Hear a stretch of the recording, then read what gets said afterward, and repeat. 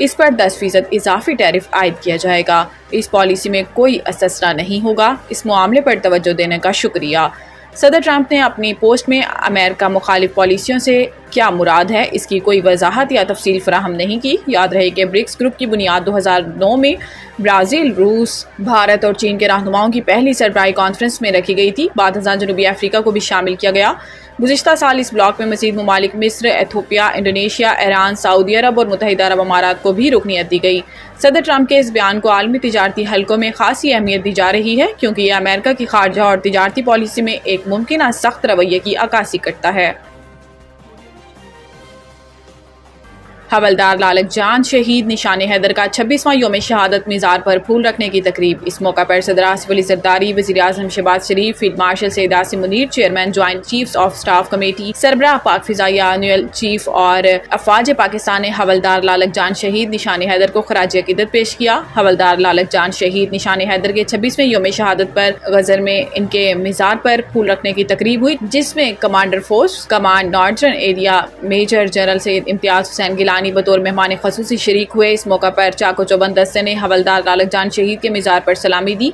ISPR के मुताबिक 7 जुलाई 1999 को हवलदार लालक जान ने कारगिल जंग में दुश्मन के हमलों को बहादुरी से पसपा किया। इस जंग के दौरान लालक जान शदीद जख्मी होने के बावजूद मोर्चे पर डटे रहे और जामे शहादत नोश किया।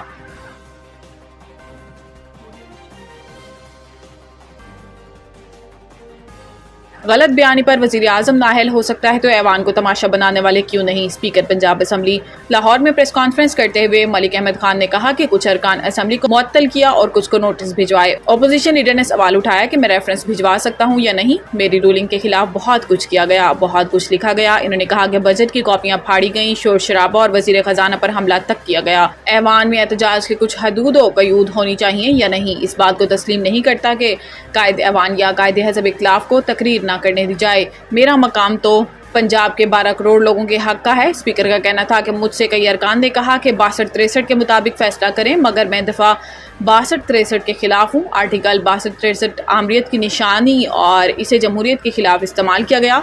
मैं अपनी आईनी इख्तियार से 1 इंच भी आगे नहीं बढ़ूंगा। दूसरी सूरत ये थी कि आर्टिकल 148 के तहत फैसला किया जाए। स्पीकर ने कहा कि PTI की सारी जमहूरियत नून लीग के खिलाफ है। मुझे अपने हकूक़ की पासदारी के लिए मेंबरान ने 63(2) के लिए दरखास्तें दी। मैं किसी के खिलाफ नहीं, असम्बली की हुर्मत की हिफाजत कर रहा हूँ। मैं सियासी आदमी हूँ और मेरी बुनियाद किसी की नाअहली पर नहीं खड़ी।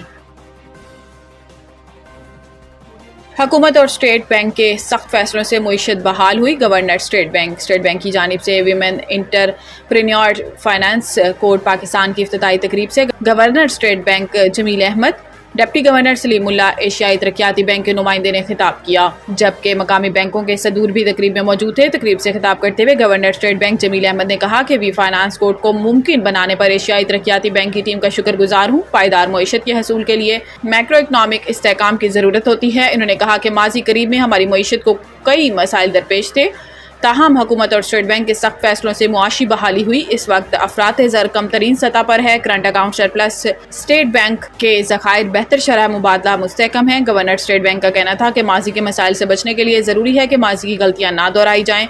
हमें इस मौका से फ़ायदा उठाकर पायदार मईशत की जानिब गामजन होना होगा। इन्होंने कहा कि मुझे खुशी है कि ADB वी फाइनेंस कोड को सपोर्ट कर रहे हैं। वी फाइनेंस कोड प्रोग्राम के तहत $50 करोड़ कर्ज फराहम करेंगे। प्रोग्राम के जरिए लाख खवातीन को कर्ज फराहम करेंगे।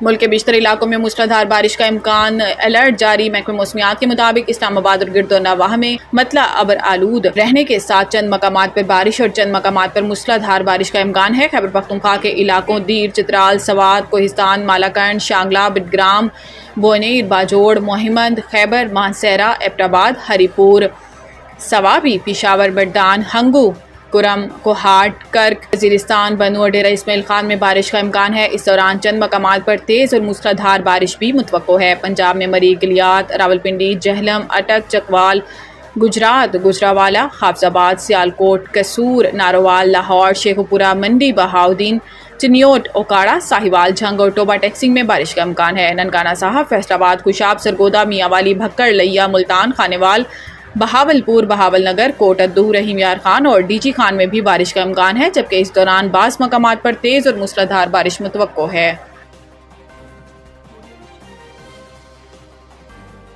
बयान मिल्टर को किंग बाबर कहकर तंज क्यों मारा, क्रिस वोक्स ने वजाहत कर दी। क्रिस वोक्स ने मुईन अली के साथ एक प्रोग्राम में किंग बाबर वाले कमेंट पर खुलकर बात की। इन्होंने कहा कि अफ्रीकी क्रिकेटर की इंस्टाग्राम पोस्ट पर किंग बाबर मजाक के तौर पर लिखा। सारे फैंस बयान मिल्टर को किंग बाबर के नाम से छेड़ते थे। जनूबी अफ्रीका लीग में बयान मिल्टर के साथ खेल चुका था। क्रिस का कहना था कि बयान मिल्टर और बाबर आजम के दरमियान पाकिस्तान में टेस्ट सीरीज के दौरान तलक कलामी के बाद पाकिस्तानी फैंस जज्बाती हो गए थे। मिल्टर को पाकिस्तानी फैंस इंस्टाग्राम पर किंग बाबर लिखकर छेड़ते थे। इन्होंने मजीद कहा कि हम दोस्त भी हंसी मजाक में बार बार किंग बाबर कहते थे। किंग बाबर कमेंट करने पर बाबर फैंस ने मुझे भी निशाने पर ले लिया। बाबर आजम से मुतालिक कमेंट सिर्फ हंसी मजाक था, इसका गलत मतलब निकाला गया है।